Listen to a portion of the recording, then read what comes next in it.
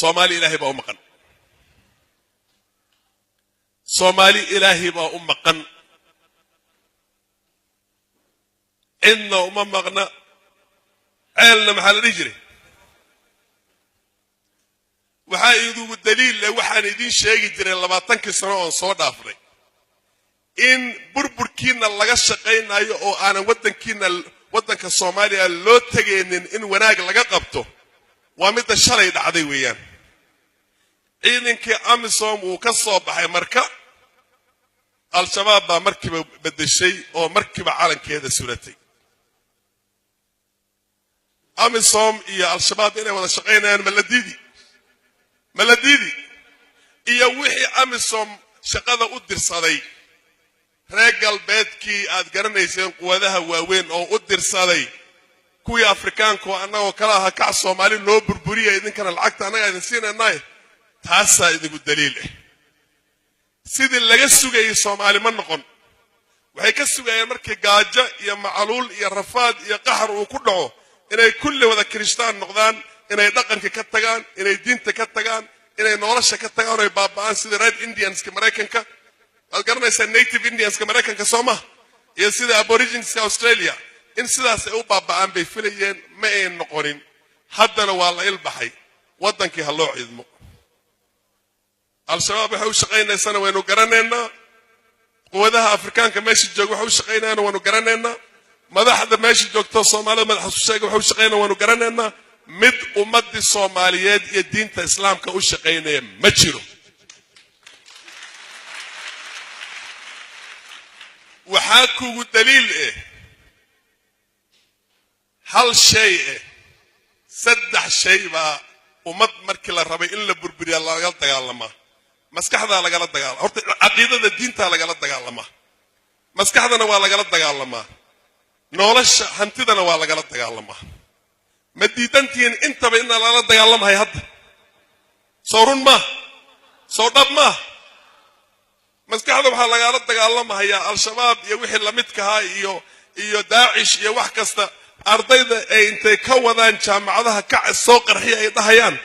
ma aha kuwii daroogada iyo waxa cunahayay oo meelaha suuq joog ahay waa kuwii jaamacadaha dhiganaya oo dhakhtarka iyo lawyerka iyo engineerka ku soo bixira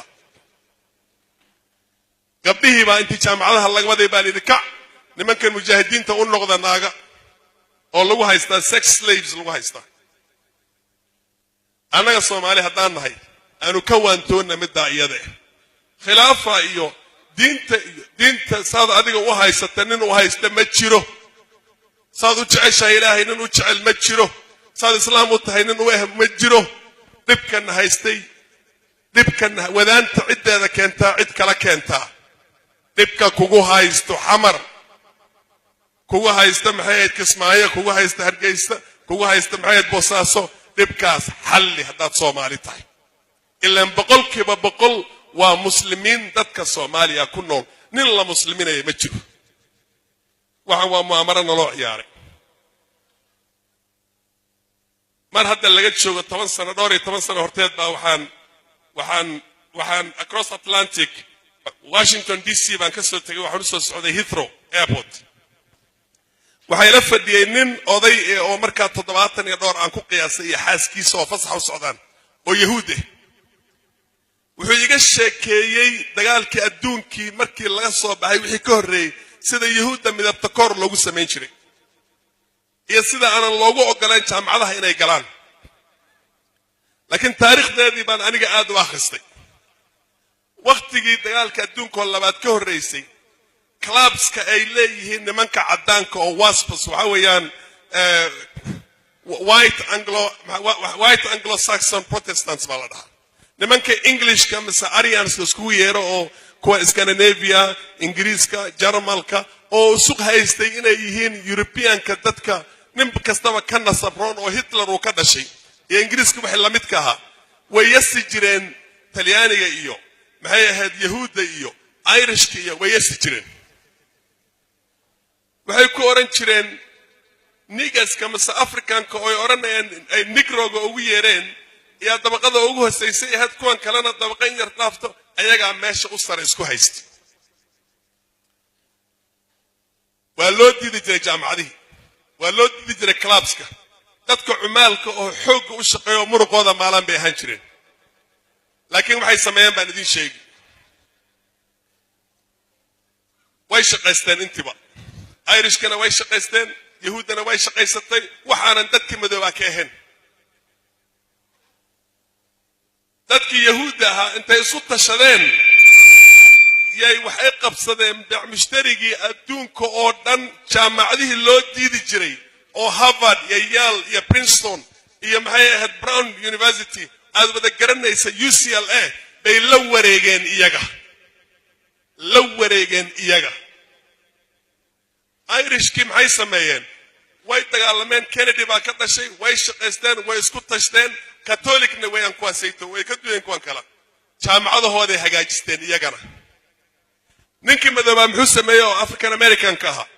wali wuxuu haystaa tabeelada wuxuu leeyahay waa la xaqirayaa buu leeyahay asagoo madaxweynaha soo maray maalin dhaweyd may gartaan waxaan leeyahay xikmad ma idiga soo baxday xikmadda idiga soo bixi Soomaaliya isku tashada wala Ingiriis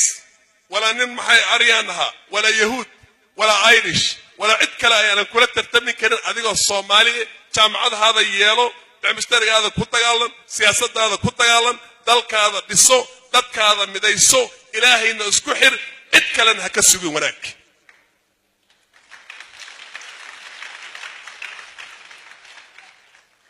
nin Ingiriis ahaba wuxuu nagu tilmaamay asaga oo tilmaantu uu nagu tilmaamaya in aqoonta sababteeda ahayn laakiin firfircooni ay tahay wuxuu yiri wa the Jews of Africa wa the Jews Yahuuda Africa yahuudnimadii aan aqoonto ma sheegay wuxuu sheegay say u firfircoon yihiin u shaqaysanayaan oo bixmistariga u galayaan Afrika iyaga la wareegi doonaan buu 100 sano horteed yiri hawshana aan wadano ilaahayna aan isku xirno Soomaalidu waa la siri karaa laakiin muddo dheer lama siri karo waxaan ka naxsanahay 25 sano in la sirahay hadda oo la lahaa wanaag baa lagu hayaa wanaag lagu ma hayo qabiilna waa soo Xasan Sheekh idin sheegay kulligeen isku qabiil baatiin maxaa nin hadda intuu soo hor istaagay reer ka yahay aan sheegi kara ma jirto illa ma la sheekaysto weydiyo wadankan aan ku noolnahay dadka anaga aan walaalaha nahay oo Kenyaanka waad arkaysaa jalwaha waad garan suuradiisa abaliyada waad garan soo hadlay lahjadooda aad ka kasi itaalkooda aad ka garan jirkooda aad ka garan adin ninku kala garan haya ma jirto adiga oo law kala garanaynin baad is qaybinaysaan ayagana isma qaybinayaan deeysta idin sheegay ka Soomaaliga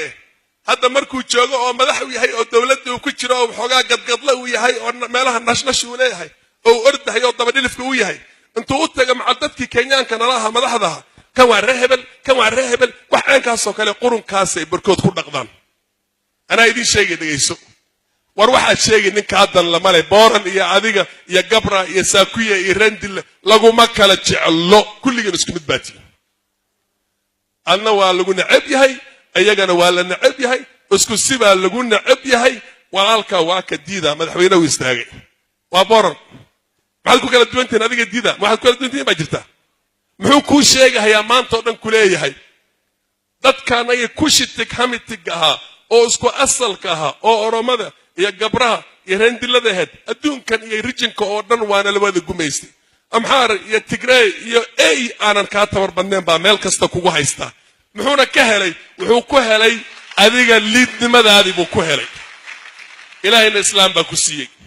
waxaan idin leeyahay meeshan anaga aan joogna dastuurna way leedahay sharcina way leedahay wadankaygi wayaanon xaq u leeyahay inaan uga dambeeyo malaha ninna ma dulmaayi ninka ku kiyahay ninka jalwaha waa walaalahay wadan baa ilaahay isku kan keenay laakiin kama yeelay in la xaqira marnaba adigana waxaad yeeshaa sharafti xagga hagaaji isku duubnaaw midaysta sharafti noo keena tacliinta Soomaha ha lagu daaro tacliinta aad ha lagu daaro jaamacadna wuu noo hagaajinayaa ninka leeyahay jir insha Allah iskoolaadku wuu noo badin hayaa anana garab aan u noqono wabillahi tawfiiq wasalaamu calaykum waraxmatullaahi wabarakaatuh